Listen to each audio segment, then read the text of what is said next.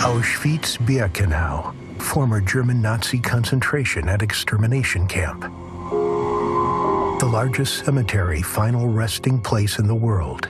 Over 1 million Jews, over 100,000 of Poles, Sinti, and Roma, and Soviet prisoners of war. This is not an ordinary museum.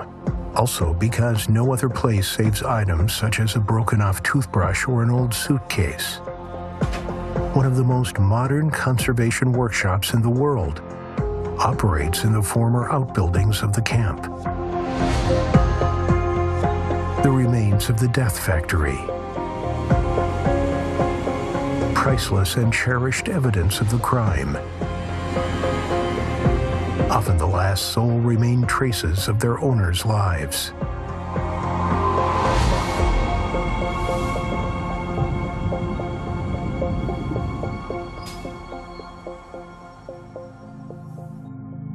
Heaps of glasses, shoes, artificial limbs. There are no graves in this final resting place. The bodies of the murdered were burnt in the crematoria. Almost all that have remained of the victims are things that once belonged to them. Why almost? Because the perpetrators made an exception for those parts of the human body which they considered as goods. These photos show the hair found in the camp just after the liberation. For the Germans, nothing could be wasted. The camp was not only a huge factory of death, it was also a huge profit-making enterprise. The SS sold hair to German companies at ½ mark per kilogram, mainly for production of fabrics and felt. 2 tons of hair have survived to this day. Hair are not ordinary exhibits. After all, these are human remains. Therefore, the Auschwitz-Birkenau Museum does not allow filming them. There is, however, one exception.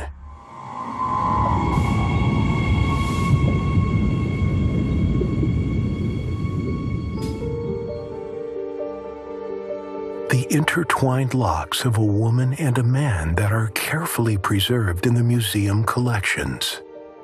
Edward Galicki was deported to Auschwitz in 1940 as a 17-year-old teenager and spent in the camp for years. That was for him this part of life when the person's character is created and the time of first love, first high feelings. Mala was born in Poland in a Jewish merchant family, and at the age of 10, she immigrated with her family to Belgium. That is why she mastered many languages and therefore got the position of an interpreter and messenger between SS supervisors and prisoners. From the beginning, Mala and Edek felt sympathy for each other, and later a great love broke out. Once she was to say to her camp friends, "I love and I am loved." Edek and Mala decide to escape from the camp. To implement their daring plan, they are helped by none other than SS man Unterscharführer Edvard Lubusch, who is a very special person. He helps various prisoners, and he provided the couple in love with an SS uniform and a pass. She disguises herself as a prisoner, carrying a wash basin over her head, while Edek pretends to be a guard. Polish prisoner Wiesław Keller helps them as well, becoming an eyewitness of the escape. It is June 24th, 1944.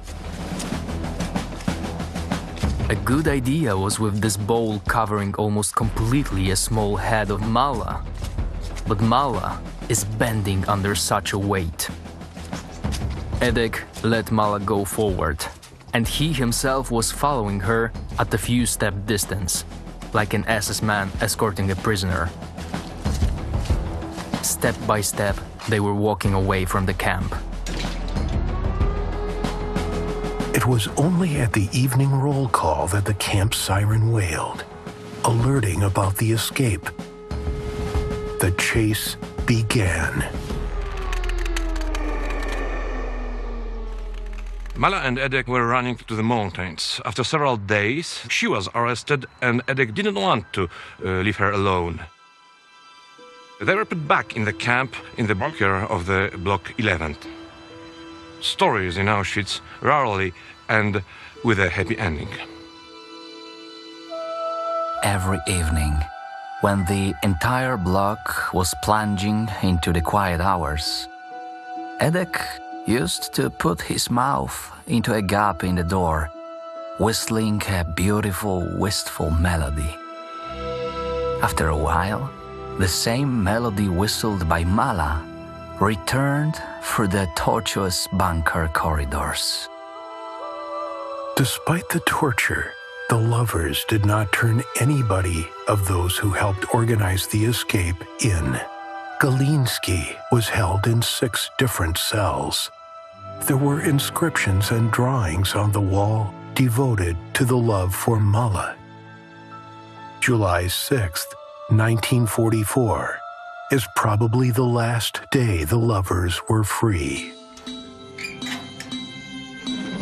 However, thanks to the help of one of the prisoners, they managed to meet again in secret. Then they decided that they would not let the Germans take them alive. The roll call was coming to an end. There was complete silence. One could hear only gravel from under the shoes of Edek, the condemned man heading for the gallows.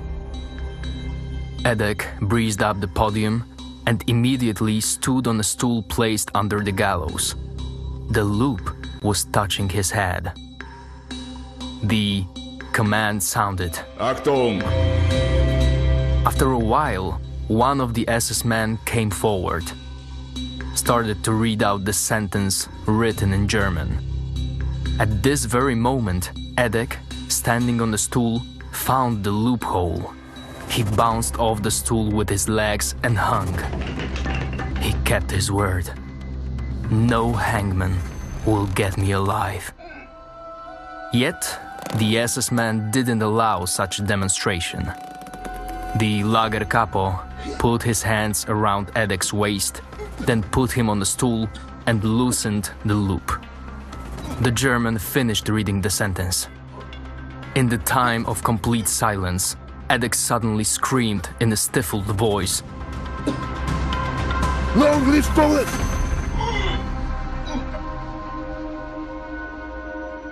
But he didn't finish. The camp remained motionless. A silent crowd of thousands of prisoners became blurred in the nightfall. There was dead silence.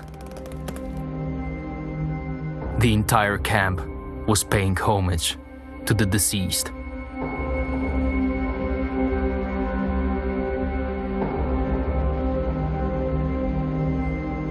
Most likely on the same day, August 22nd, 1944, but in the women's section of Birkenau, Mala also kept her word. When she stood under the noose, she cut her veins with a smuggled razor. She hit one of the SS men in the face. She was brutally beaten. The dying woman was taken to the crematorium on a wheelbarrow. But how did the lovers' hair survive their deaths? Before the execution, Edek gave locks of hair to one of the prisoners, who then found Vyacheslav Keller. Edek asked to give this piece of paper to you. Saying this, he gave me this paper folded into a small package. I checked the contents of that small bundle in the block. In the presence of Yankel and the hairdresser. On the paper were written the surnames of Edek and Mali and their camp numbers. And in a folded wrapper, there was a tuft of hair, Edek's short hair, and the curl of Molly's golden hair. This time, all three of us burst into tears. It is 1969. A prisoner of the first transport to Auschwitz, Wiesław Keller, number 290, a cinematographer after the war and the author of the best-selling camp memoirs Annus Mundi, gives the museum in Auschwitz a priceless souvenir. These two logs, the last trace of the life and love of his friends, a Jewish woman and a Pole, were hidden and miraculously kept in 5 other camps until liberation in 1945.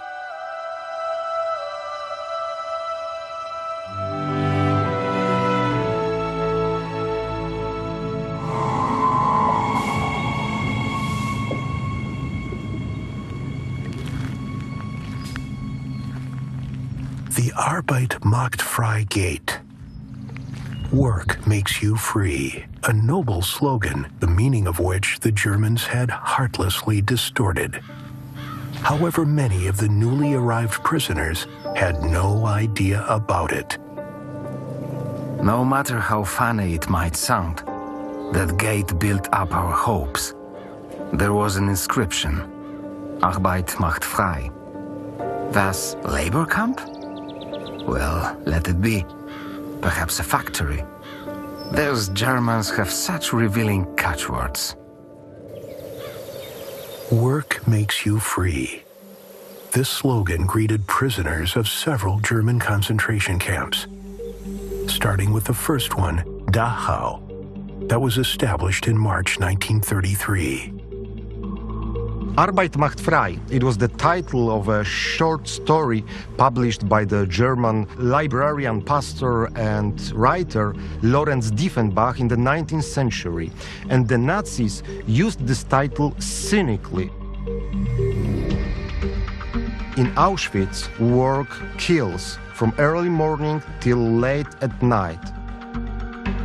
Prisoners even created ironic rhyme. Arbeit macht frei durch Krematorium Nummer 3. Work will make you free through crematorium number 3.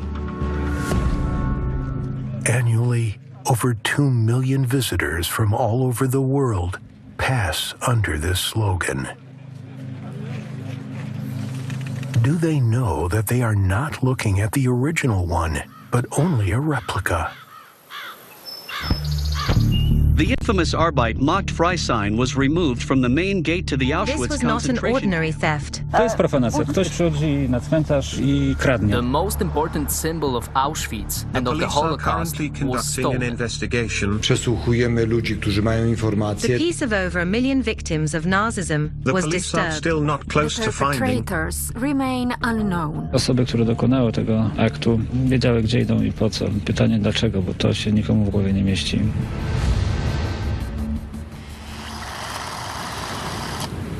On December 18th, 2009, the night was cloudy and moonless.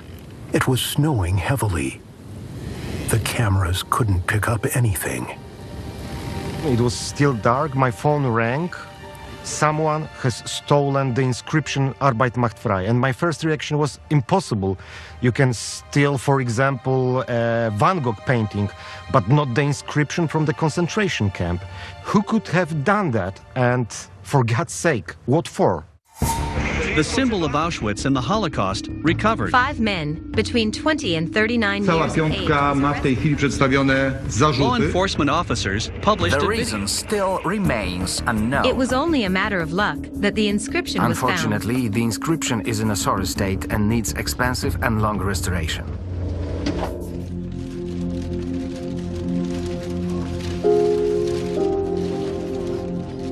The thieves were commissioned by a Swedish neo-Nazi. They came for the 5-meter inscription by car. To fit it in, they had to cut it and broke it into 3 pieces. the restorers faced one of the greatest challenges in their professional lives: to restore the world symbol of Auschwitz and the Holocaust to its original state. The sign was in 3 parts, and all of that 3 parts were deformed. We know exactly that even a small mistake from our side can cause more damage, and it was a really big challenge for us. The restoration works lasted over a year. They required specialized analyses and masterful skills. Today, the original inscription looks as if nothing had happened, safe in the museum collections.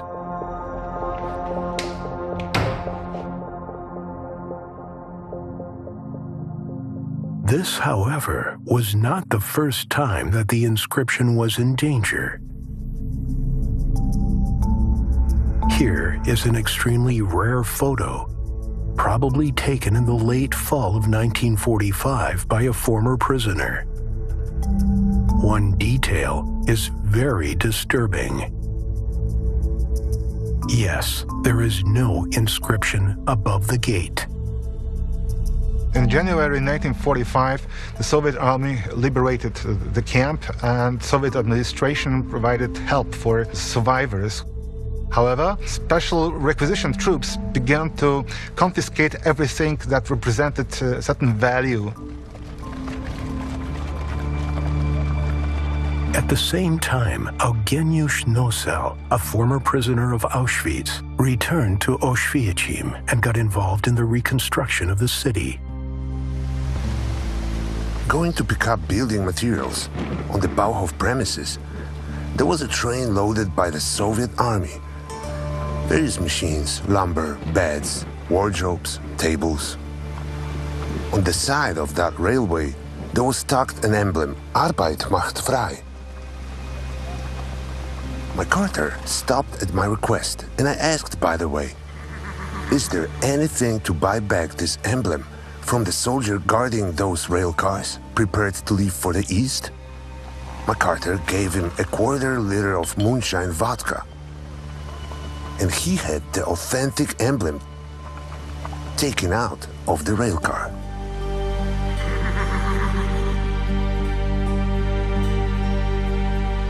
Thus, one man saved the symbol of Auschwitz.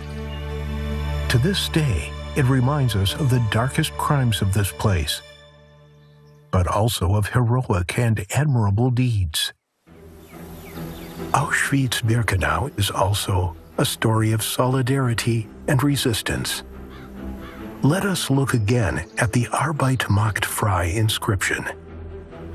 The inscription contains a mistake, and one does not need to know German to detect it. There is a reversed B letter. Coincidence? Or maybe a hidden message? The inscription was made by one of the first Auschwitz prisoners, Jan Liwacz, camp number 1010. He was a master of artistic blacksmithing. The capo, Kurt Müller, drew the inscription on the ground, and the work under the direction of Liwacz was conducted by prisoners in the camp's locksmith shop. First, a bent tube was used to make the inscription frame, and then letters were carved out of a metal sheet. We welded the letters onto the frame. Tendentiously, in this inscription, the letter B was placed the other way around. It's a kind of malice, which gave us a little satisfaction. There was so little they could do to express their anger at the unimaginable crimes committed in the recesses of the extermination camp.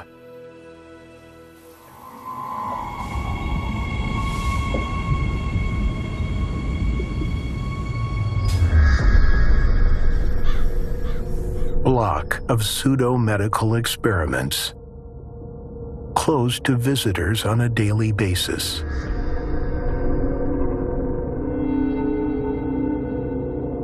I was nude, and they laid me on a black table. From the top, I was covered by a white window glass with a light. The light in that operating theater went out. Then an apparatus was introduced into my vagina. I felt a pain resembling birth throes. A small red lamp was on.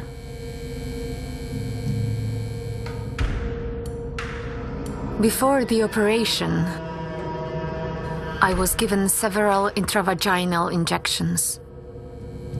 They were very painful. After an injection, I had shivering fits lasting as long as up to 12 hours. I realized I had been mutilated for life. Who was the man capable of such cruelty? And why was he doing it? Karl Klauberg, before the war, he was a well-known German professor of gynecology. However, that was his initiative to begin with such experiments in order to find a cheap and efficient method for mass sterilization of women. From 200 to over 400 female prisoners, mostly Jewish women, were kept at this block. Dr. Klauberg injected a caustic chemical into their reproductive organs. They often resulted in death and an autopsy on the very same table. It's large enough for 2 dead bodies. Blood and bodily fluids drained through the opening.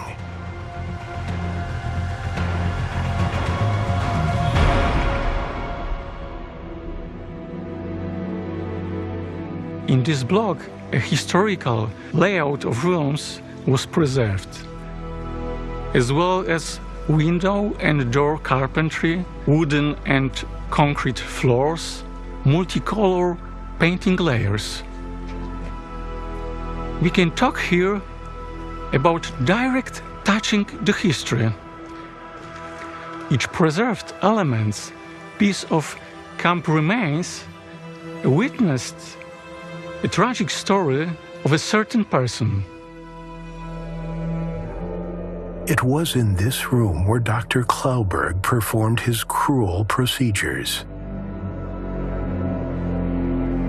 It is a gynecological chair and a set of tools that only a few years ago found their way to the Auschwitz-Birkenau Museum.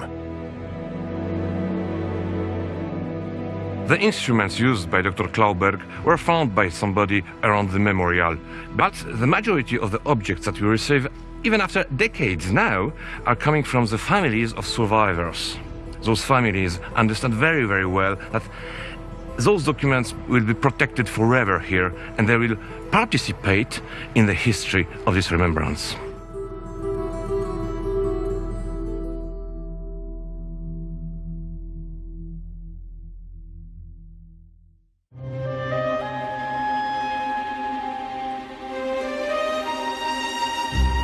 The gloomy railway ramp inside the Birkenau camp. The last stop before death for thousands of Jewish children, women, and men. Few will end up in the camp. Most will die in agony in the gas chambers.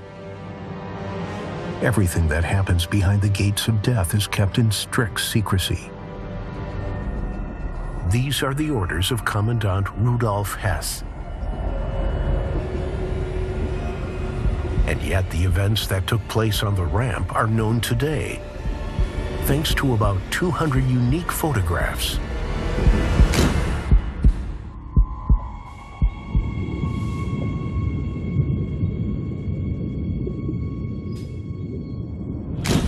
Selection on the ramp is almost mechanical. Children, the elderly, the sick, the handicapped, exhausted from their journey, pregnant women. All go to their death immediately. Dr. Józef Mengele is a symbol of this hell on earth. Known as the Angel of Death, his character became a dark legend. Some even say that while sending the children to the gas, he whistled his favorite tune. The SS men form two columns of people. Those capable of slave labor are sent to the camp. The others are deceived, told that they are going to bathe after their trip. Unaware of anything, the victims go straight to the gas chambers. The very fact that these photos were taken and preserved to our times seems to be a miracle, but the circumstances of finding them are even more amazing. If it hadn't happened, nobody would have believed it. It was like 1 in a billion.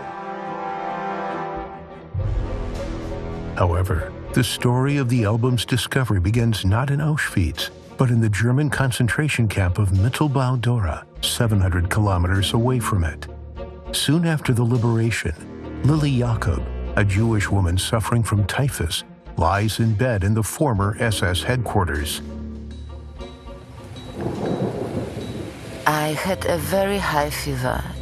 In the evening, I stretched out my hand towards a bedside table and came across an album over there. I was amazed because it hadn't been there before. Next morning, I took the album in hand. In the photographs, Lily recognizes the faces of her neighbors and loved ones. Auntie with 4 children, Cousin Mendel,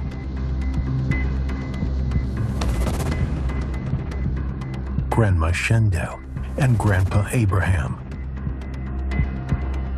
and Lily's 2 brothers, Israel and Zedek. In a split second, the most horrible memories come back.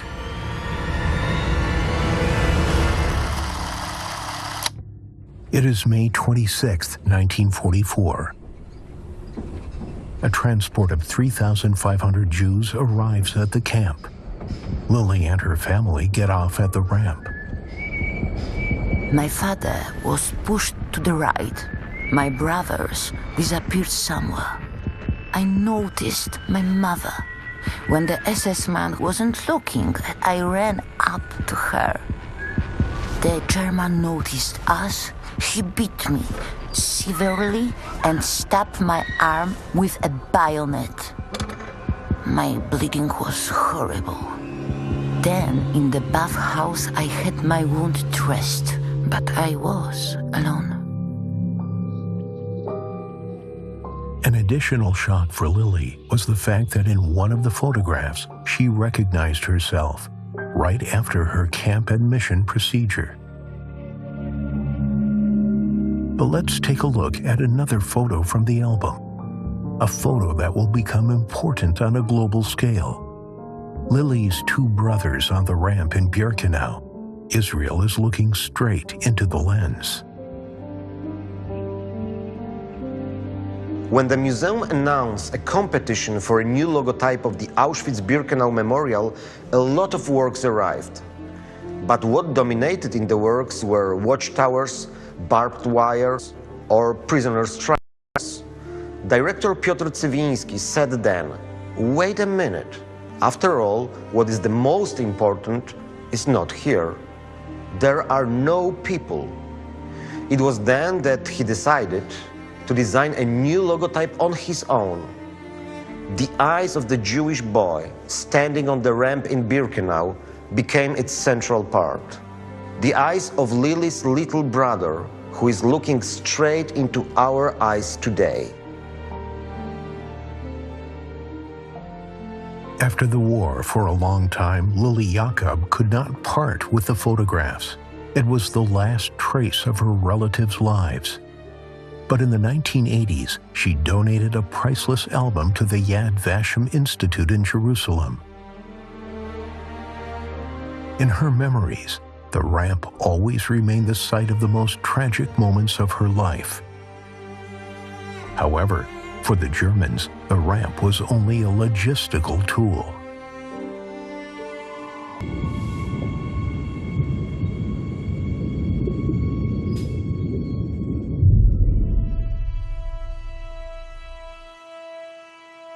What is the point of a factory's operation?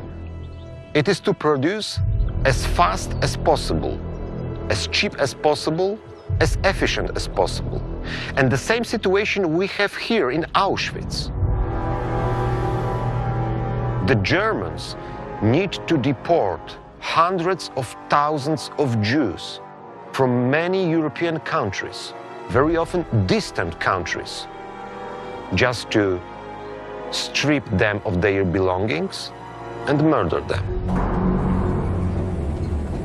This is how the few survivors recall their deportation to Auschwitz. It was a closed rail car to transport cattle. We were jammed. There was no space to sit down or to lie down. We were parched.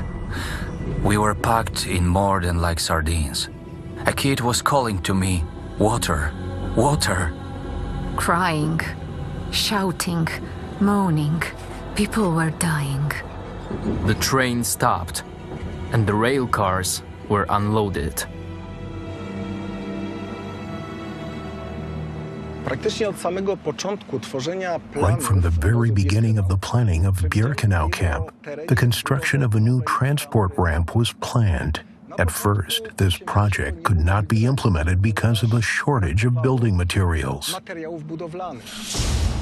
In 1943, the then head of the Auschwitz camp construction department asked his superior, Hans Kammler, for 320 tons of iron necessary for the construction of a new unloading ramp in Birkenau. The problem was that for the whole of 1943, the entire Auschwitz camp received a total of 400 tons, and that in batches of 100 tons. The order was already hard to fulfill. Iron was a strategic raw material at the time and was primarily subject to military quotas. For over 2 years before the ramp inside the Birkenau camp was built, the transports of Jews doomed to extermination stopped at a completely different place. Both camps can be seen in the wartime aerial photo. Auschwitz I and Auschwitz II Birkenau. A railway junction and a siding are located between them. What happened to this place haunted the survivors for the rest of their lives. There were some SS men with dogs and spotlights. They opened the door and greeted us with a beating. People were surging towards the exit, numbed with fear. Tiny Mordechai was still in my arms, passed out and half dead. In one of those terrible moments, the child slipped out of my arms. I don't know when and how. I took the hand of Nora, my wife, who was 8 months pregnant. In the other hand, I held my violin. Violent blows made me leave both of them.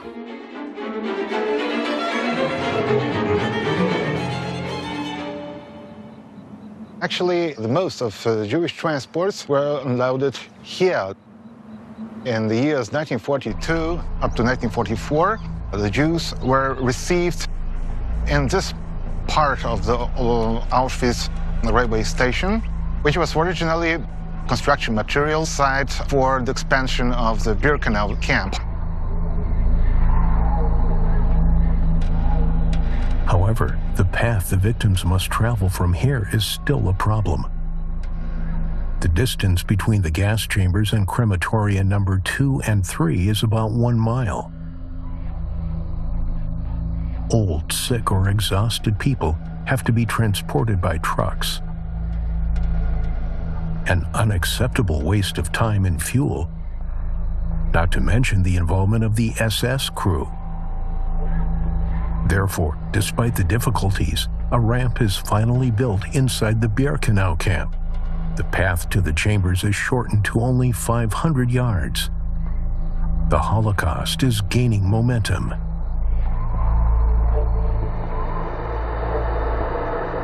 There is a document confirming for certain when the first so-called Sondertransport, special transport, entered these tracks. It was May 16, 1944 at 1:50 p.m. The ramp was to be expanded.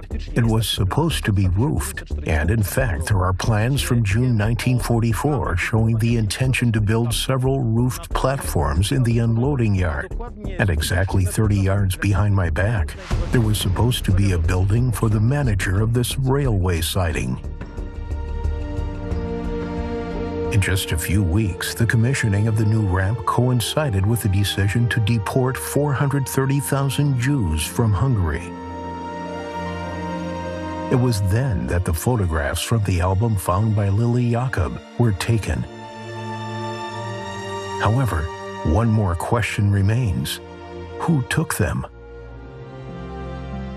The authors of these photographs were most probably two SS men from Auschwitz camp. Chief of Erkennungsdienst, SS Identification Service Bernhard Walter, and his deputy Ernst Hoffmann. Thanks to detailed analysis of the photos, there is a high probability that the SS men taking them have been identified. Perhaps it is related to Bernhard Walter.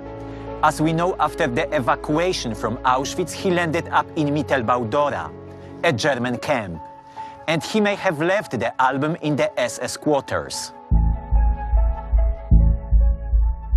An additional clue is his name and surname written on the first page of the album.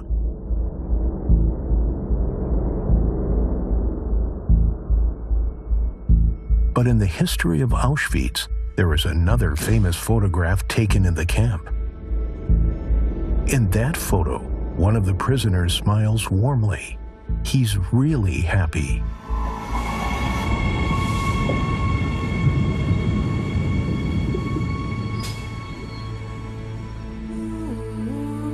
Margarita Ferrar from Spain, with her son Edie, is waiting for her beloved. It is March 18th, 1944. Almost 11 o'clock. From the side of the men's camp, Austrian prisoner Rudolf Friemel is coming. Because of a wedding, he was allowed to grow his hair. He has a tie and a suit instead of a striped uniform. Red roses were embroidered on Rudolf's white shirt by other prisoners. The camp orchestra is playing.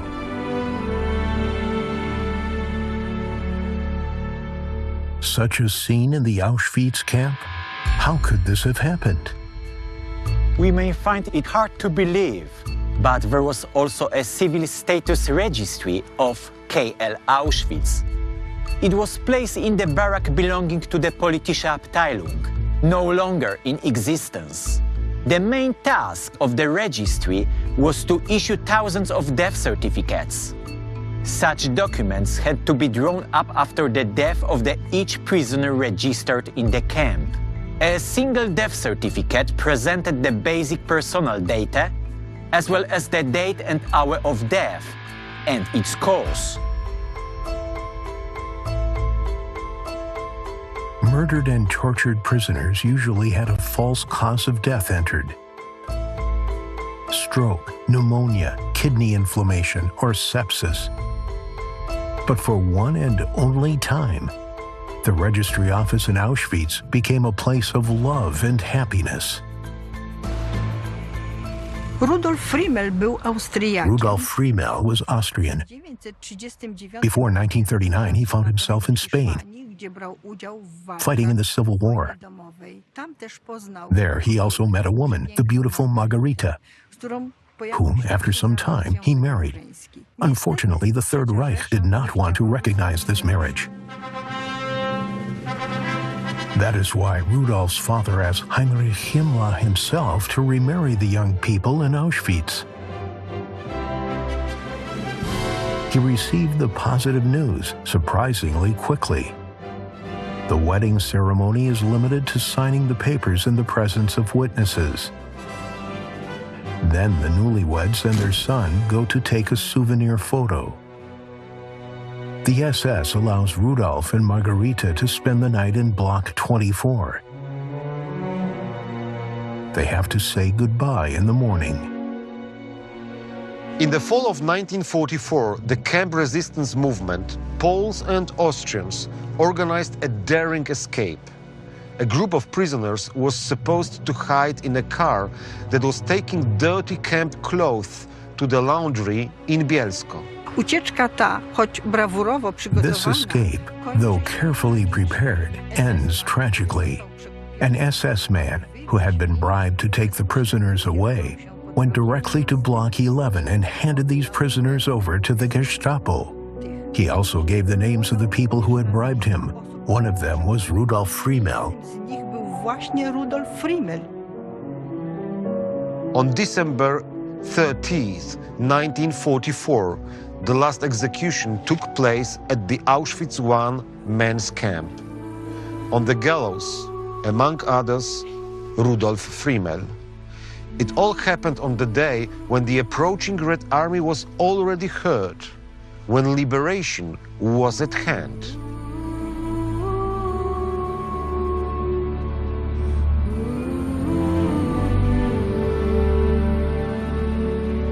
But in the archives of the Auschwitz Camp Registry Office, there is one more extraordinary document.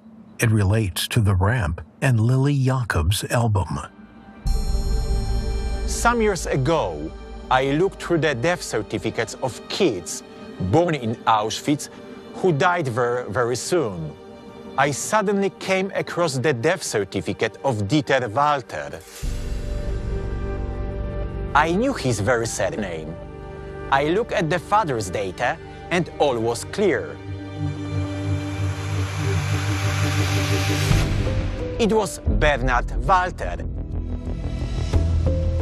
Probably the author of these photographs, SS man from the camp garrison, the chief of the SS identification service.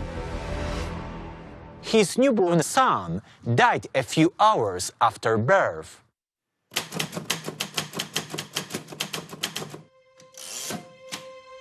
How come that a man who experienced such a tragedy, the death of his own kid, was able to calmly take photos of Jewish kids who were killed in large numbers in gas chambers?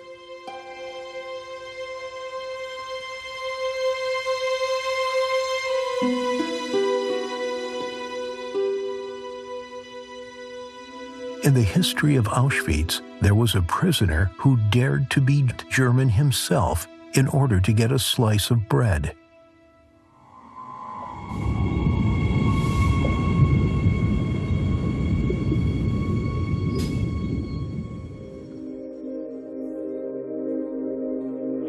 A large group of prisoners gathered in front of the camp kitchen.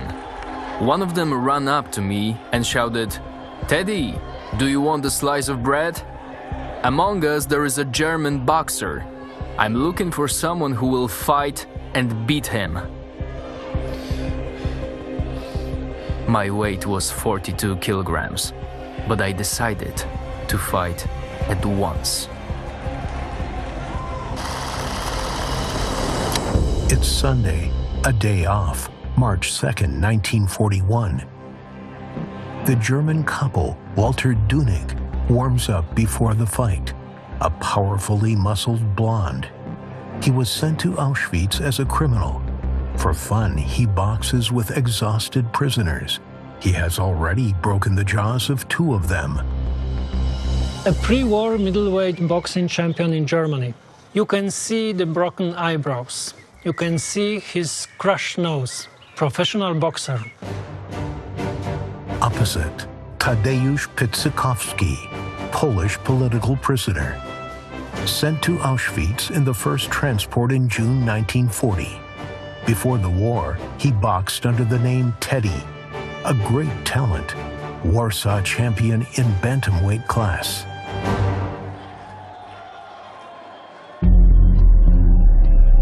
The rivals are both 5 feet 7 inches tall, but a well-fed Düning weighs 150 pounds.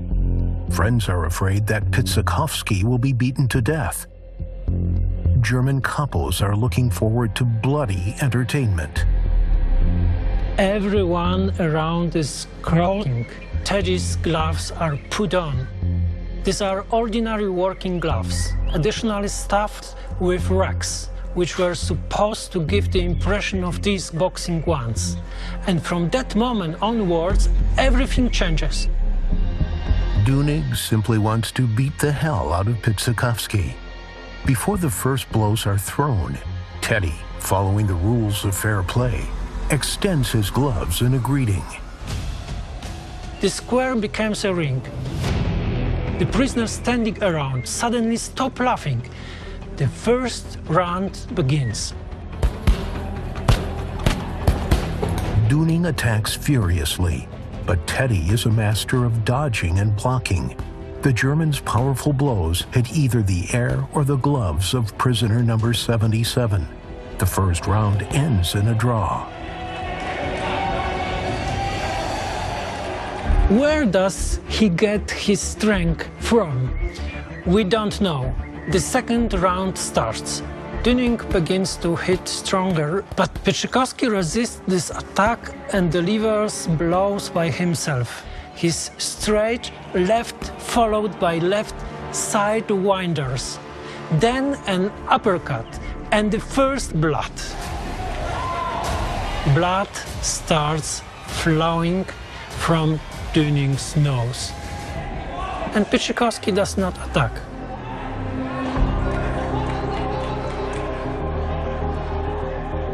Düning throws down his gloves and says, "Guter Junge, a good boy." Hit the German! Hit the German! Hit the German! After hearing these shouts, the German capos want to beat the prisoners, but after a while, as if embarrassed, they give up. Düning gives Pizzikowski half a loaf of bread and a piece of meat. In the camp, this is more valuable than gold. Since then, Pizzikowski fights dozens of times. Only one fight he loses. He fights above all about being able to share the bread earned from these fights with his campmates. After some time, he is transferred to another camp, where he also fights, and he takes a unique item with him, these boxing gloves. Dozens of years after the war, one of Pizzikowski's gloves was placed at the Auschwitz-Birkenau Memorial. Here, it is carefully preserved as a sign of the prisoner's relentless spirit and resistance. But how did Teddy get real boxing gloves in the camp? The answer is the word Canada. Warehouses of things taken from murdered Jews, from where most likely these gloves came from. And those gloves were like a symbol of justice and compensation for all this enormous harm.